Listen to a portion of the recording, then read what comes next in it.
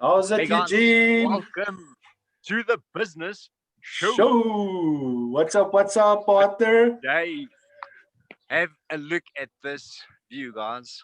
Absolutely stunning. Wow. So today we are doing the business show from, I think it's Mufadi, the mountain behind us. So there at the back, or Namahadi. Namahadi. We are climbing. So it's 47 kilometers. We're climbing over the next 4 days. So we're starting in the next hour or two. Then we're gonna hike up, and we're gonna do different peaks. So we do 10 to 15 k's a day. Absolutely insane. It's So amazing view from here. Eh? Yeah, well, it looks like you're on the beach. I am, but I'm crooking. You know, it's this is technology that makes it looks quite well. But I thought it would fit in quite well with today's topic, which is adventure. Right? So I'm at the sea, but not really at the sea. But how cool is this? Yeah, so mine is in Photoshop. This is real. This is real love. Lucky, Eugene, maybe tell everyone what you guys are busy and up to and doing. Yeah, I'll maybe pull Will in. Yeah, get Will. So remember Will from Uprising? So I'm climbing with him. How's it, Will? Sisu's here as well. So he's got quite a story for him. Nicole Kappa, previous Miss South Africa, run up to Survivor. So she's here as well. So just really cool, really inspirational people that we're climbing with. Will, don't you want to jump in here, guy? Hey, how's it, Eugene? Good. How's it, Will? How are you doing? Remember Will Butler for the guys that was on the previous video or previous business show? So Will, maybe just tell him what is Uprising and what we're doing here today. All right, so Uprising is a non-profit, and we get groups of people to climb mountains like this, the Namahadi mountain sources. We take them into the mountains, both for personal benefit, in terms of the own personal transformation, but also in terms of a material benefit to two charities. So one is CHOC, which is a charity that looks after children with cancer, and another one is rare diseases. So will you actually have a personal story linked to this? So the reason you want to share with us? Yes, so the first time I climbed the big mountain was Mount Kilimanjaro in 2017, and I did that to raise money and awareness for CHOC, basically as a thank you for their support during the time that my daughter had leukemia, and that's what got me into this space. Wow, really tough battle. What a story. I think as well, how did that the mountain climbing, how does it change you? Because I think one of the big areas that we were talking about is bringing a notepad with. So I think that's a big difference really between normal guys who just go out and climb a mountain or go away for the weekend and entrepreneur, and that entrepreneur lifestyle. So, you know, I'm all about the entrepreneur lifestyles, not just what you do from 8 to 5. It's how you live your life. It's how you live your life all the time. So we'll also answer a bit of that, but for me personally, having that reflective space. So I brought a book and a pen and sitting up on the mountain, being alone in your own head. I mean, it's so rare that we actually get time to just go into our own head. And Neil was talking about it last week on the business show as well. Yes. How often do you take time to reflect? Exactly, and it's sort of you get that level of clarity at the like a couple of days after. But I mean, you're sitting there, no cell phone reception, no emails, no nothing, and how powerful this whole thing is. Yeah. So after probably the next 10 minutes, cell phone signal out, and then we done. Then we start talking. So will you tell us about your journal as well and what your thought process is around that? I think there's two elements I get from climbing mountains. The one is it energizes me. So being this close, you literally you're digging into your root chakra, if I can use that phrase, because this is really about earthing yourself. Yeah. But the other thing is it's a kind of a walking meditation, because you spend the whole day walking, and yes, you may be with people and there might be some conversation, but there's a lot of time that you actually by yourself, and you're with your own thoughts and the voice in your head, and you really get to go deep and connect to yourself. Just an amazing opportunity to be part of that. It's and this reflective space. But I mean, we've done similar stuff to this quite often, and the moments you get out of this, and the way that your business change after you take a break. So we actually don't take the breaks because we're scared about what's going to happen to our business. Because of that, it has a negative effect on the business. Correct. So it's almost like a thing where you want to become a manager, but you don't have time to actually go study to become the manager. So what's the opposite of it? Is you end up spending the rest of your life being a technician. It's exactly. I mean, when I introduced, the same space. You want to live. So when I introduced everyone, I said we start businesses most often to get more money, more time, and have time with our family, and you end up doing exactly the opposite when you actually start the business. So Sibusisu's here as well. I see him in the background. Before you go, Will, I've got a quick question for you. How important is it? How important is it for entrepreneurs to pause and give back to their communities?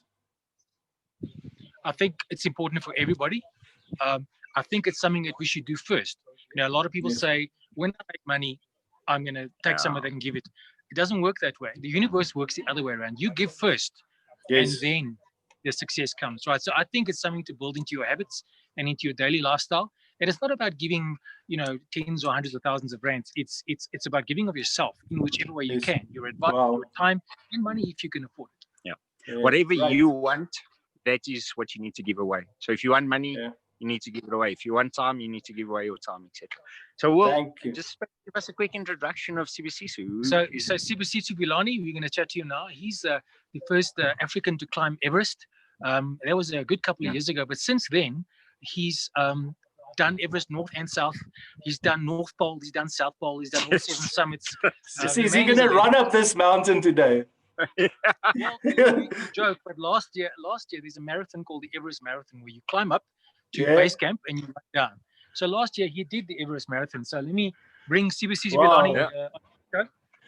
Sibusiso, welcome. Thank you very much. Sibusiso, welcome to the show. Thank you for having us. Thank you. So just tell us a bit about your story, Sibusiso. You're telling me when we were downstairs or at the lodge, you were telling me some of your story, and I think it's a really inspiring story for our viewers as well. You are so kind to say, but I appreciate that. My story, I find it very inspiring myself, purely because when I was growing up in an African bush, running barefooted for the first 10 years of my life, not being at school, I'd never thought people would be mentioning what I've achieved, but it was a matter of accepting a challenge and seeing it as an opportunity and turning it into it benefiting me. So the very important thing I learned with my experiences is that life is about opportunities. So you've got to maximize on them, but they are all over. You've got to make the opportunities. So I made an opportunity where I offered a person on a hike on a weekend when I was off duty, and then that led to what I am today and where I am today. It was just that chance meeting a person, but it was just because I had created that opportunity. And now we are talking a lot that I've done, but for me, it humbles me to realize that in my age now, up until the age of 26 years, I'd never camped, I'd never hiked, but here we are talking multiple mountains that I've summited. It was just because I opened myself and my mind to what is out there to do. I never believe in limits anymore. I know that we are limitless and we tend to sort of deceive ourselves. I had said to people, we lie to ourselves. I know now, I know my limits. No, you will never know your potential. And that's what I take. Yeah, wow. The only limits that there is the self-imposed limits that we impose on our own minds. So that is so inspiring. What is some of the stuff that you did, Sibusiso? And you did the summit Everest twice. What else did you do?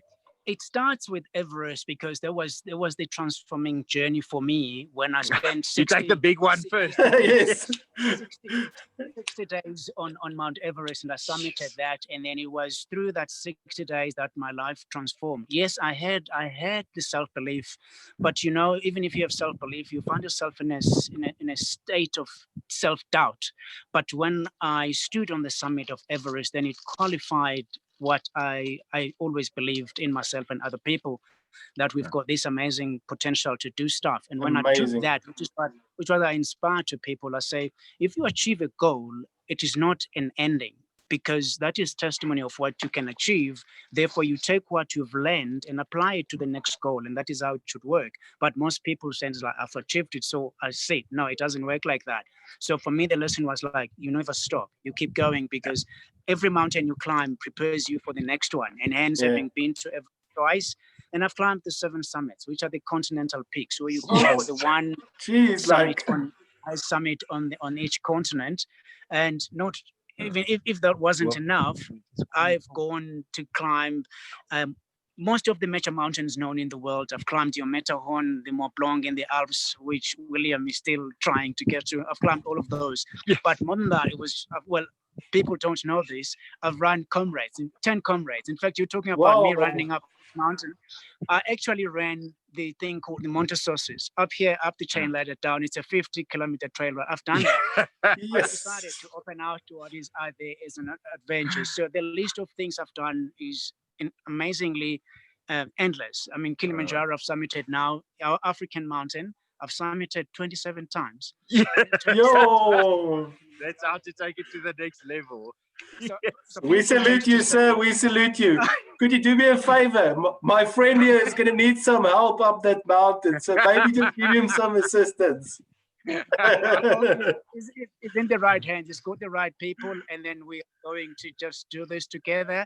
And that's why we are here. We empower people. We teach people. We introduce people to what we have loved and what has taught us life lessons. Because mountains are the best university you can ever go to. Wow. Yes, that is so cool. Amazing and inspiring. Sibusiso. Yes, go for it, Eugene. No, I just want to ask, when's the book coming out? My book. Yeah. Oh yeah, yes. Well, I have a book, topic or title To the Top from Nowhere. That's my first book, but now I'm working on the next one, which will be published, but I'm still writing because that is one that is going to have everything that I've done. To the Top from Nowhere is about my childhood and then up until the day I decide to climb Everest and I summit. So the one book is out and more books are coming out. Where can they get the book?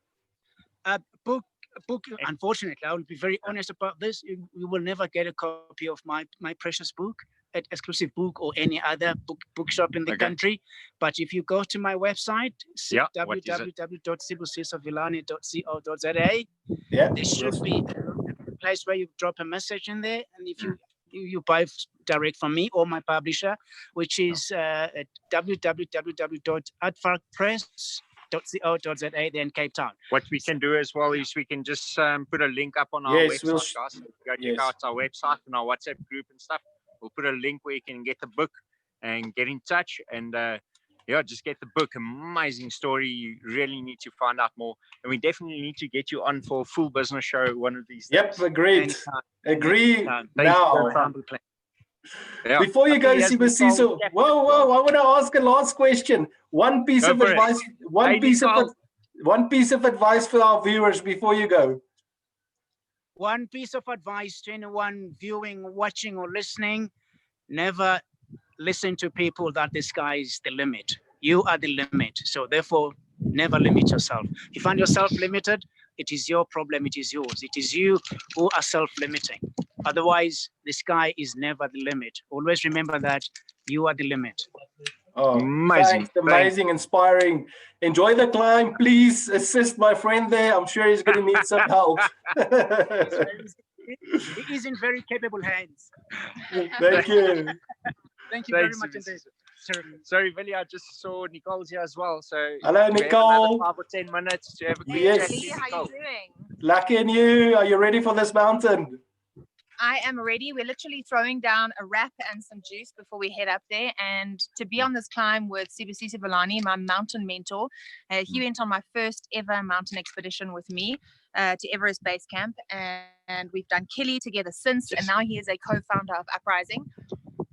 It's just the most incredible experience. And to take other people there, you got to come out here and experience it with us because it's unlike any other experience you've ever been on. When is the next climb, Nicole, and how do they book it?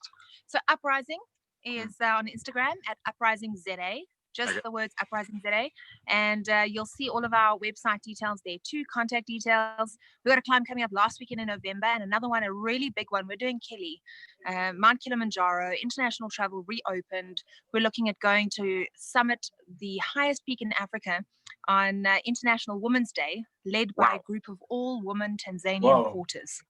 So it's a biggie, and amazing. As many people with us as possible. So is that only for women, or is that going to be mixed group? Well, you know what? I'm a firm believer. I've actually co-founded an organization called the Impact Hub, and we create events for women. We create camp campaigns that uplift women businesses. But even there, we are only there because we are not gender exclusive. So we support the men that support the women. And we'd like to see a men supporting climb for that Kelly adventure. Because it's really important that the men are alongside us and that we see each other as equals. Yeah, and it's only, if you look at this mountain climbing stuff as well, it's only when you really support each other and when you start having that support group around you that it almost uplifts you to a whole nother level. Yeah, absolutely. I mean, we have incredible women with us on this climb from Trove Wellness. You know, people like Sam Zulu and Juanita Kamalo and Klatsi that are doing just incredible things in their wellness business and have come out to collaborate with us. And then you have the guys that are lifting you too. And my business, Uprising ZA, my organization, is only here because of the vision of William Butler and Sibisiso Vilani wanting to build a legacy in mountaineering.